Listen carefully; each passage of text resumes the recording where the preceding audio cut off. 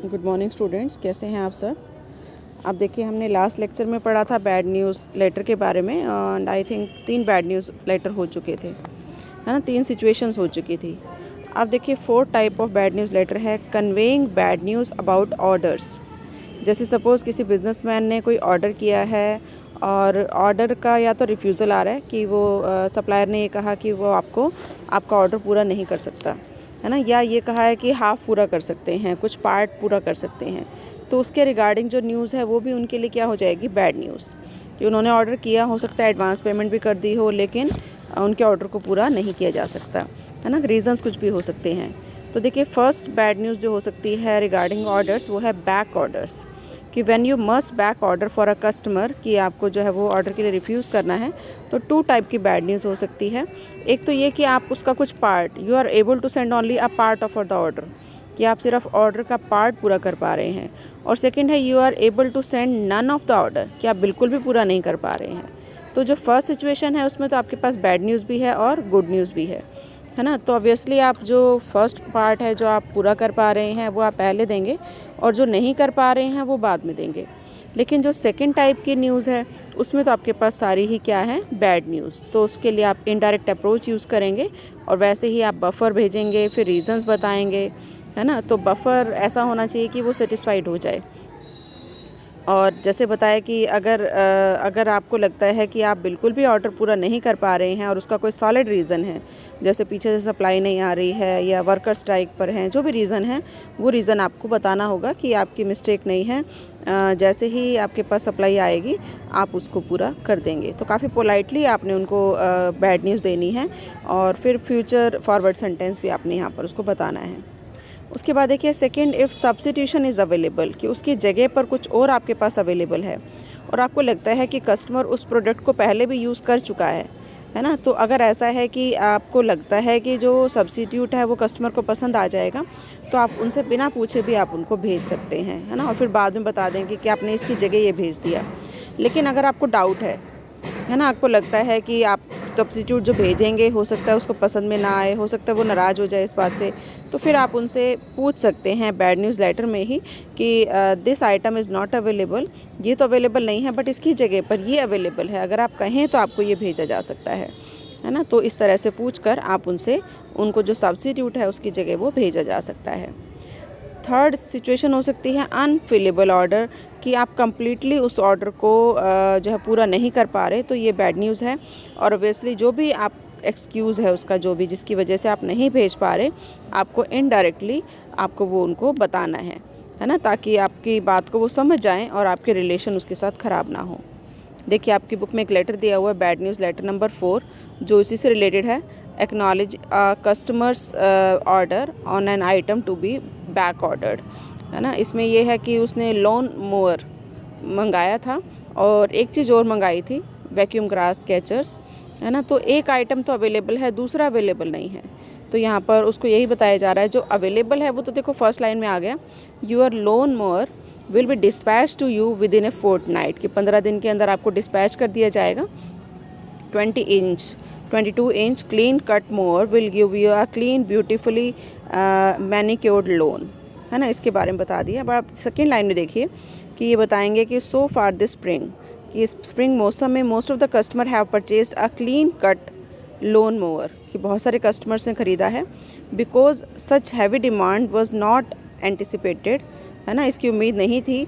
Our supply of this machine is temporarily out of stock, कि ये जो है वो आउट ऑफ स्टॉक होगा। We inform the manufacturer in England में हमने और भी जो है ग्रीन कैचर्स हमने मंगवाए हैं। This shipment is now on its way, ये भी रास्ते में है और 1 हफ्ते के अंदर अंदर आ जाएगा, है ना। तो यहाँ पर रीज़न बता दिया। On the day the grass catchers reach us we will send yours by parcel service within 2 weeks. 2 weeks का टाइम इन्होंने मांगा है। जो फर्स्ट लाइन में बता दिया था कि अवेलेबल तो हो जाएगा बट 15 डेज़ का टाइम लगेगा, है ना। और देखो नीचे सब्स्टिट्यूट के बारे में बताया है कि other clean cut products that will help you maintain your lawn flower beds are shown in enclosed catalogue, कि कैटलॉग भेज दिया गया है उसमें वो अवेलेबल है। तो इस तरह से बैड न्यूज़ दी गई है कि जितने टाइम में आप उसको अवेलेबल करा सकते हैं वो टाइम पीरियड बता दिया, और उसके बाद रीज़न बता दिया कि इतने टाइम में आपको ये प्रोडक्ट मिल जाएगा। है ना। अगर कुछ अभी आप इमीडिएटली कुछ अवेलेबल करा सकते हो तो वो भी आपका फर्स्ट लाइन में दिया जा सकता है। उसके बाद देखिए bad news letter number 5, declining invitation and request for favour.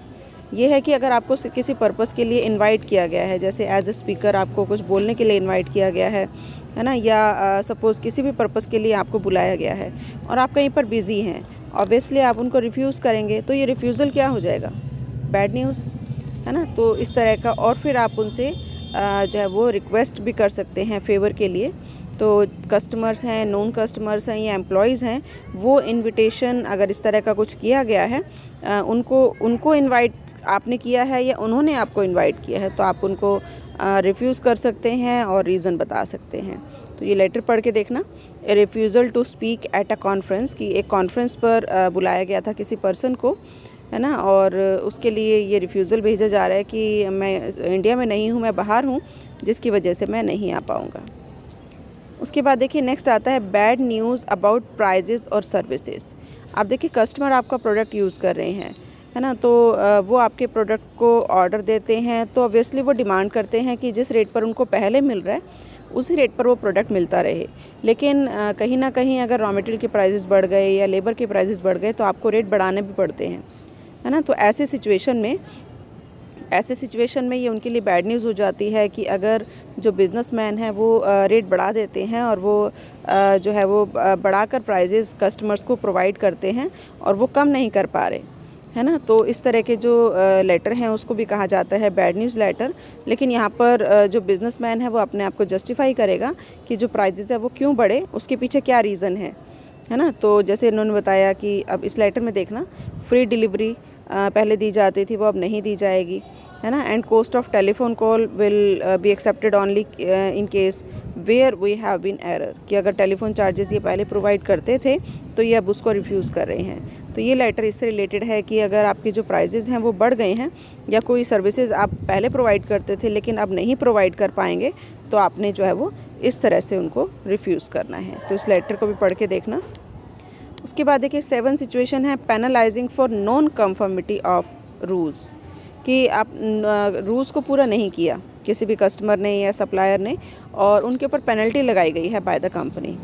तो अगर इस तरह की कोई सिचुएशन है कि जो रूल है उससे वो अवेयर थे, है ना, और उनको उन्होंने फॉलो नहीं किया, कंपनी उनके ऊपर पेनल्टी लगा रही है लेट होने के लिए, तो फिर इसके लिए हम इनडायरेक्ट नहीं बल्कि डायरेक्ट प्लान यूज़ करेंगे और फिर उनको बता दिया जाएगा कि ये रीज़न है जिसकी वजह से उनके ऊपर पेनल्टी लगाई जा रही है और जो कि वापस नहीं ली जाएगी। और यहाँ पर भी यही चीज़ ध्यान रखनी है कि पोलाइट वे में बात करनी है, फ्यूचर फॉरवर्ड सेंटेंस यूज़ करने हैं और कोशिश करनी है कि जो रिसीवर है या जो भी ऑडियंस है उसकी गुडविल के ऊपर कोई इफ़ेक्ट ना पड़े। अब देखिए लाइए आपके कुछ टाइप्स ऑफ लेटर थे, इसके अलावा भी एग्ज़ाम में कोई और सिचुएशन दी जा सकती है कि ये सिचुएशन है, आप एक लेटर लिख के दिखाइए, है ना, तो आपको उसके अकॉर्डिंग लेटर लिखना पड़ेगा। तो आपने सिर्फ ये ध्यान रखनी है कि जब भी लेटर लिखा जाए तो उसमें बफर होना चाहिए, बफर फर्स्ट पैराग्राफ में आएगा और उसके बाद रीज़न्स होने चाहिए, है ना। रीज़न्स के बाद आप जो है वो मेन न्यूज़ देंगे और उसके बाद क्या होगा, कॉम्प्लीमेंट्री क्लोजिंग। तो ये सिचुएशंस होंगी जिसमें कि बैड न्यूज़ लेटर लिखे जा सकते हैं। और ये चैप्टर आपका हो गया है कंप्लीट।